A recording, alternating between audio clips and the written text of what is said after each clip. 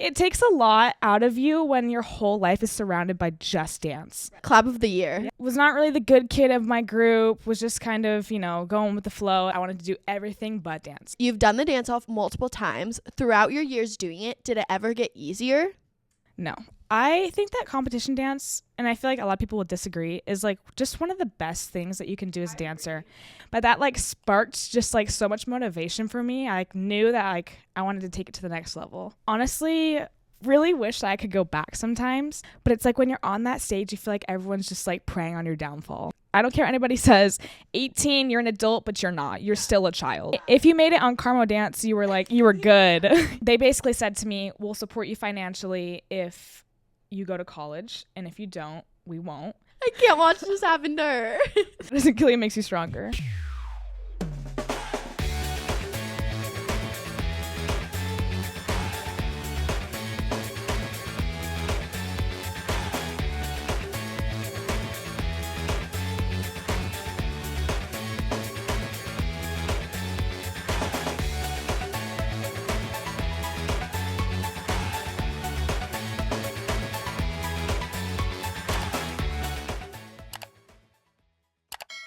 Hey guys, what's up? Welcome back to Stop Talking Kens. I'm Kens. We're in Vegas, and I'm with Bostyn. Okay, I feel like everyone's gonna be so surprised for this, don't you think? Definitely. And like I'll gatekeep it until like this episode releases, and then everyone will like freak out. It is a crazy collab, I will say. Collab of the year. Yeah. Collab of the week. Yeah. Okay, let's start with how you got into dance to begin with. It's actually a funny story. I did not want to dance at all. My sisters were both enrolled in dance, and I wanted to do everything but dance. Like, I wanted to play soccer, karate, like anything else that came my way. I was like, yes, I want to do that. I was forced into like a rec audition at my studio, and I was bribed with $1. I was like crying outside the door, like, I don't want to go. Don't make me go in, please. It's not what I want to do. And then they're like, we'll give you $1. And I was like, no questions asked, walked right through that door. So that was like pretty much after I walked in that door, I never came out of the studio. Wow. Dancing ever since. Do you remember what you spent that $1 on? Yeah, famous Amos cookies. From our cafe. No regrets. Yeah, no regrets. Regrets. None. I knew exactly what I wanted when I grabbed that $1. I was like, there's my lunch. Okay, so both of your sisters danced. Are you the youngest? I am. Do you like being the youngest? It has its perks. Okay. And not. Right. It's kind of fun. I mean, you're the oldest. I'm the oldest of so 3 girls. It's definitely different. I do Right. get babied, and I have a lot of experience to look up to, and they're definitely like my second mothers. Yeah. But then there's that like nobody really respects your opinion until you're older, and you kind of have to earn your place. But like, I mean, what doesn't kill you makes you stronger. So Yes. Okay. So you never looked back from the studio, but when did you realize like this is like what I want to do? Actually, I can't remember the year. It was either 2013 or 2014 at Dance Awards. Okay. In New York City. Okay. I was kind of taking it seriously, kind of not. Was not really the good kid of my group. Was just kind of, going with the flow. And then I saw the mini Best Dancer dance off, and I'm pretty sure it was one of my friends, and then Tate McRae was dancing, and she was like, of course, a baby. She was like mini, so I think she was like maybe 9 years old. Yeah. And I looked at my mom while they were doing the dance off, and I was like, I want to do this next year. I want to be on that stage. I don't think it happened the following year, but the year after that it did.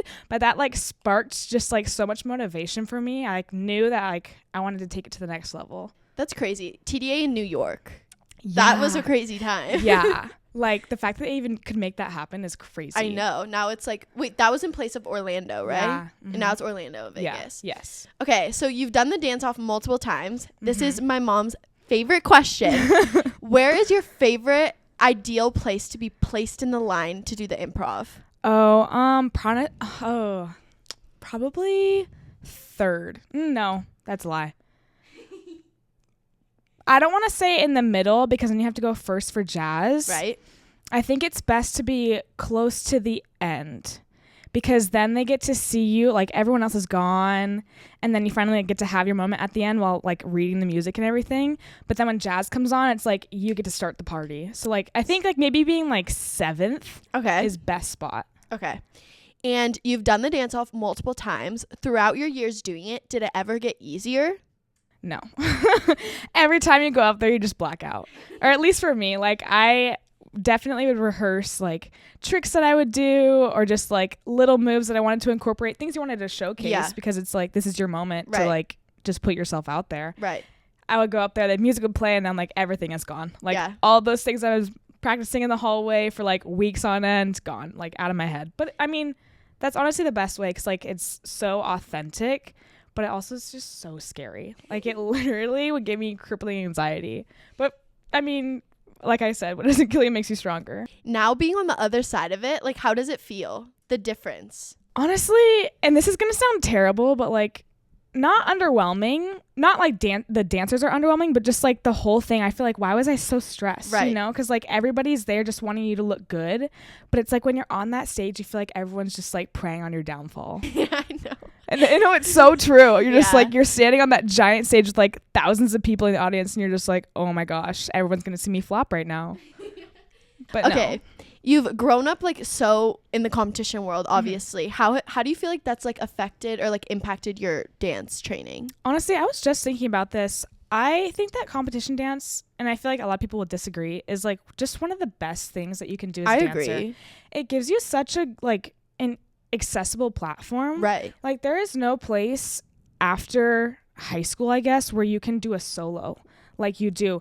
The choreography that you want, the costume that you want, like really just make it all your own. I honestly really wish that I could go back sometimes just because it is such like a team sport, but it's also like you get to work on yourself individually, and it's like, I don't know, the journey of rehearsing a solo and rehearsing with your team and spending hours and hours on end, blood, sweat, and tears, and then finally getting to showcase it is just like no other feeling. Right. And like the connections like made and the friendships made throughout. Oh my gosh. Yes. I was just thinking about this. Like literally the people that I come back every year just to see the people, like the people, like my friends. Right. And we all came from these conventions and now we're like working at them. It's like, it's crazy. It's insane. Okay. Throughout your competition life, were you homeschooled or did you go to in-person school? I was public school all the way. And do you think that was like important to you? Definitely. Oh my gosh. Yeah. Well, like as a kid, when you're spending so many hours in the dance studio, you want to have a normal life. Yeah. But you also don't want to fall behind with all your friends at the studio. There was a couple of years where I only did half day at school, and then I would go to the studio from like 1 to 9:30. Okay. Which was bizarre.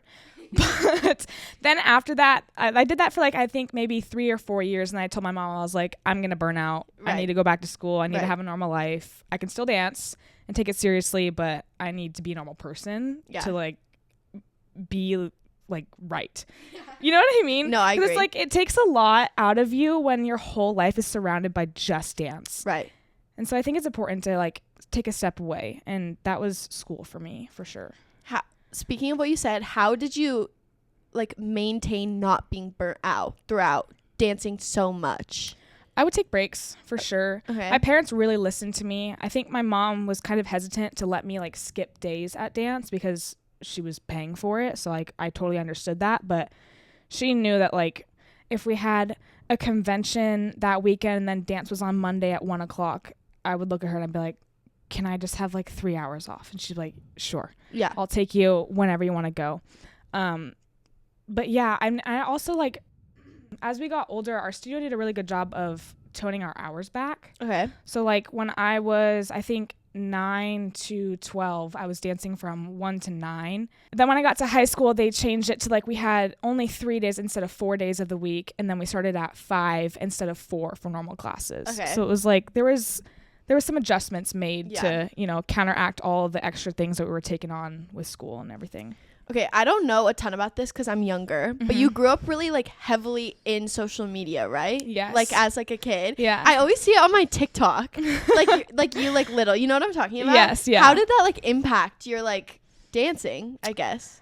Honestly, like it's not like it wasn't like it is today. I feel like nowadays kids will like immediately go and look at their solo after they do it like on YouTube or whatever and like analyze everything. Yeah. Back then it was just like, oh, it's like sick. My solo's on YouTube. Like that's awesome. No, but like I feel like it was more of a big deal then because it's not. Because it was like the start of it. Yeah, like it's that's so common now. Like to like scroll and see your TikTok or your solo on TikTok, it's just like nothing now. Yeah, no, absolutely. But like for you guys, like that was you like the start if you made it on Carmo Dance, you were good. You were good.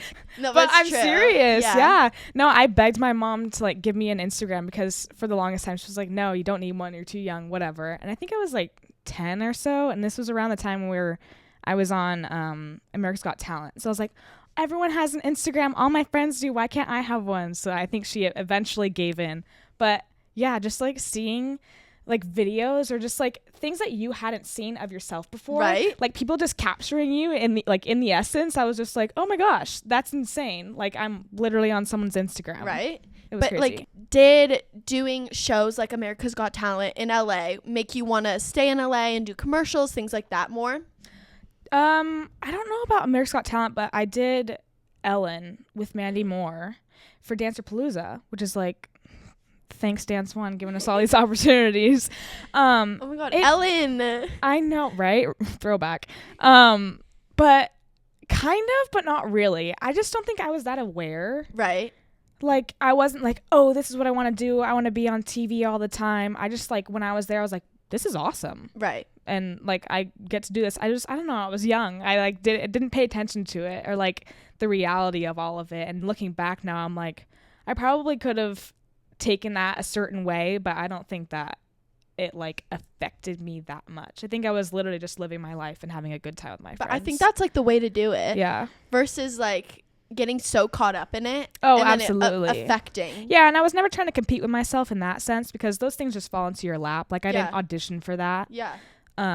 So I don't think that it was right to like put the pressure on myself of being like, I need to stay out here and hustle because I was literally 9 years old. Like I was okay to chill out. Yeah. Okay, so you did Ellen, you did America's Got Talent. Mm-hmm. What else? Oh my gosh, I feel like I did So You Think Kids. I think that's the last really? thing. Yeah, it was kind of crazy. I also like hardly remember that too because that was like we were waking up at 4 a.m. doing auditions in like crazy warehouses. I don't know, those things just like honestly go right over my head, like blackout, like no recollection of them. But that's where I met a lot of people, like a lot of friends, and that's like the one thing that you just take away from it, like just the people you meet, because those experiences have their good things and their bad things and the things that you want to hold on to, but it's also like, I don't know, it was what it was because it was done at the time that it was, but the people are the only thing that you can take out of it. And like the friendships and connections you've made throughout like all those experiences. Mm-hmm. Okay, I totally agree. Okay, so you're at club your whole life. Mm-hmm. How has that shaped you into the dancer you are? I was just talking about this with somebody, and I think it's kind of crazy that I've only been at one studio for my entire life because I don't think that's normal. It's not like a thing now. No, well, I mean, not like people studio hop, but like you usually start somewhere and then you're like, oh, I think I should go somewhere else to get a better training. Right. But they actually did a really good job of bringing people in. Like I've worked with, I mean, some of the jobs that I've gotten are because of the people that they brought in to work with us. Yeah. And honestly, I felt like, I don't know, I was like one of the only kids who was there from the very start. So at the same time where like I felt like I was at the heart of it, I also felt like they were giving me everything that I needed. Like I never felt a need to move anywhere else.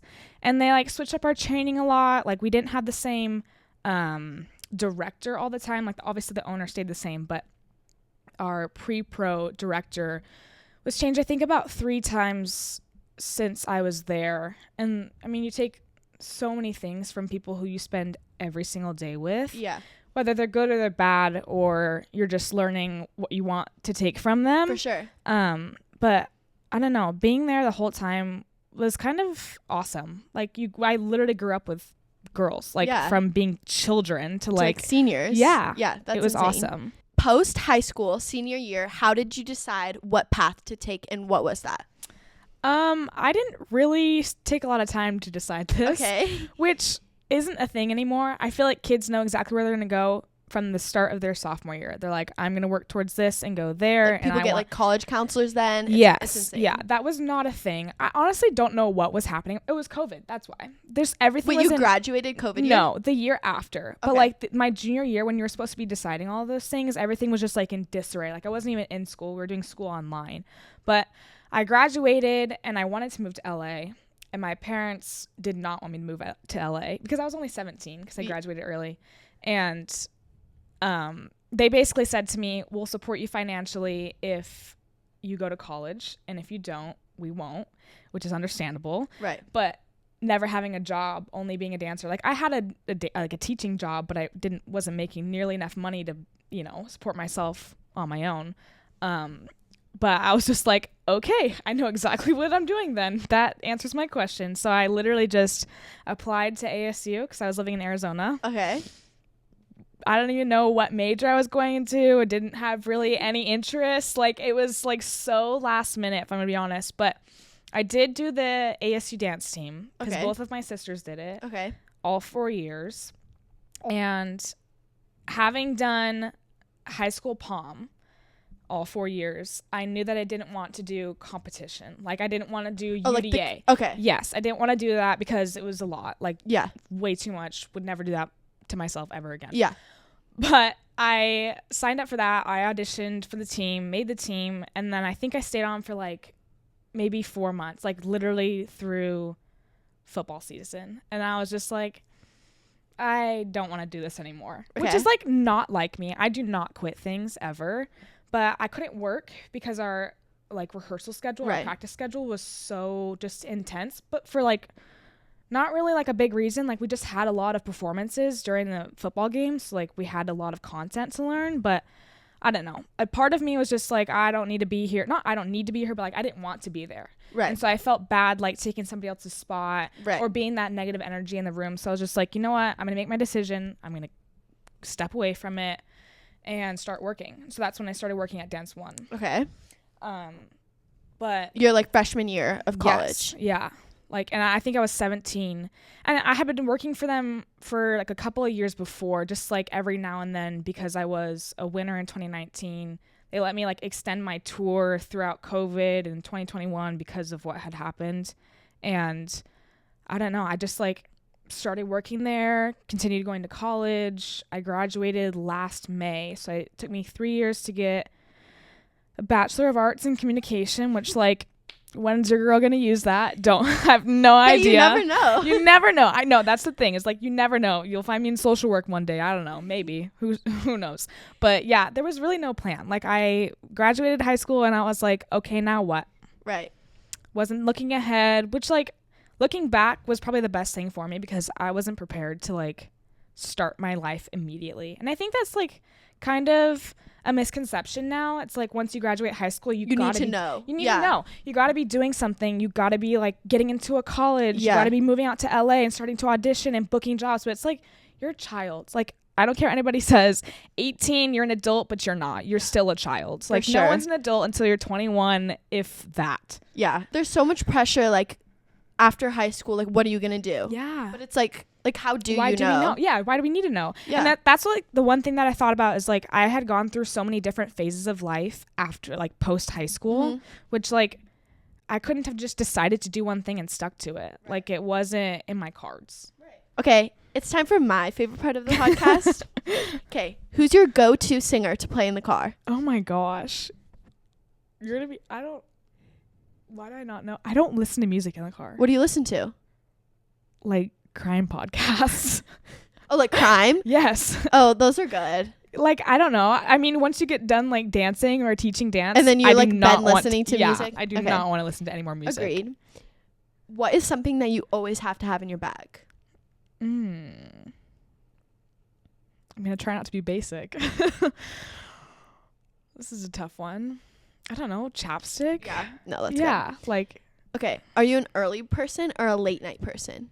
It depends. If I'm in the mood to get up early, I'm getting up early. But if I'm like, let's have a late night, I don't know. I'm not like either or. Okay. Speaking of that, what is the first app you open when you wake up in the morning? Regrettably, Instagram. Okay. What would you like want it to be? Bible.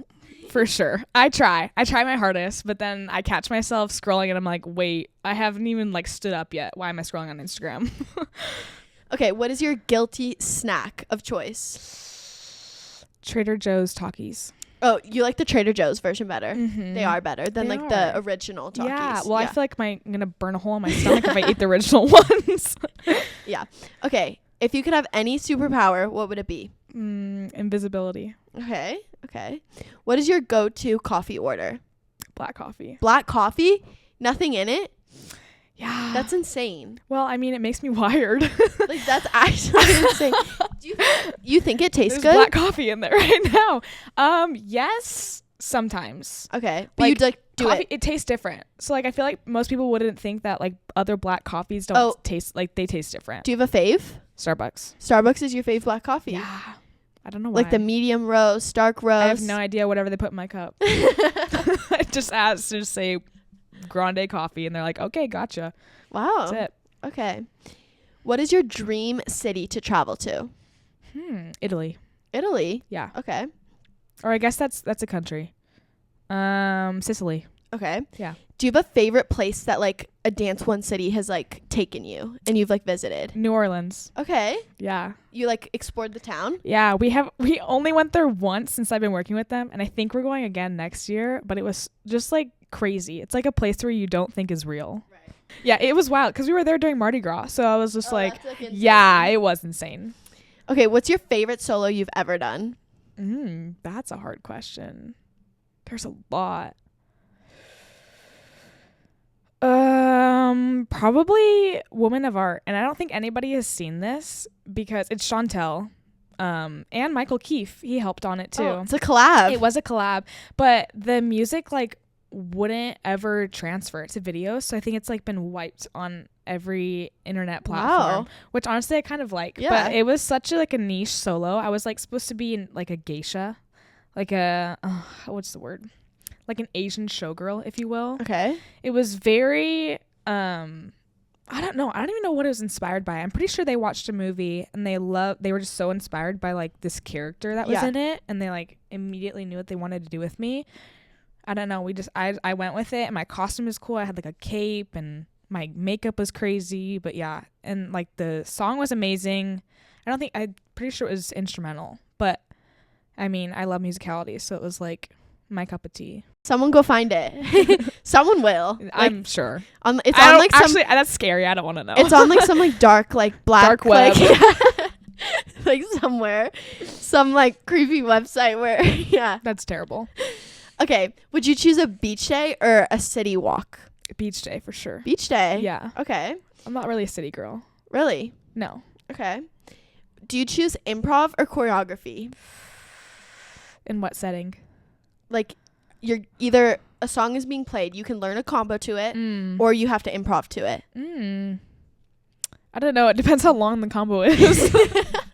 If the combo's long, I'm going to be like, whew. But if it's not, much. No, literally. But if it's not, choreography. Okay. Yeah. Would ballet or hip hop? Hip hop. Hip hop. Sometimes ballet. Depends on the day. Yeah. If you're on your leg. Right. That makes all the difference. Okay. Tell me your like ideal like meal. So give like the meal, the drink, and then the dessert. Crazy. Okay. Steak. Do I have sides? Yeah, you can have a side. Okay. Steak with mashed potatoes and broccoli. If we're going PG, probably a sparkling water. If we're not, probably a red wine. And dessert, chocolate cake. Yeah. Yum. Okay, what do you think the most used emoji on your phone is? The laughing face. You use that one a lot? Everybody makes fun of me for it, but yes. Oh my gosh, all the time. Okay, so you're not on TikTok? No. Why are you not on TikTok? Because I was addicted to it. And then you just like cold turkey. Yeah. Wow. How's life been? Great. I have off the grid. Yeah, no, literally, I have no idea. Everyone's like, let's make a TikTok to this sound, and then they start saying it. Yeah, that's and what I did. What do you guys like? What is this? So you don't know like the trends? No, unless they roll over to Instagram Reels. But other than that, no. So are you an Instagram Reels person? Not all the time. I mainly go on there for like, I don't know, not really life stuff, but just like informational things. Like I'm not on there to find like a funny video. Okay. They do come up, but I'm not on there for that purpose. Okay. So that's crazy. But your life must be a lot more like chill. Yeah. Yeah. Because TikTok has become like No, it's bad. I don't even know what year it was, but like I think maybe 2022.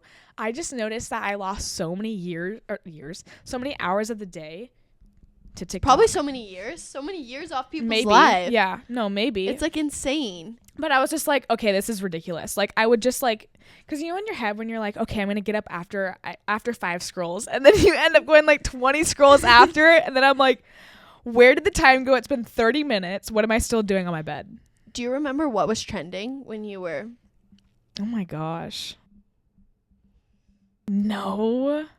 I don't even know. Okay, so you were on it during like the hype house, like those like yeah, those years. That was like 2020. Yeah, I think it was like when Charli D'Amelio started to get like slammed.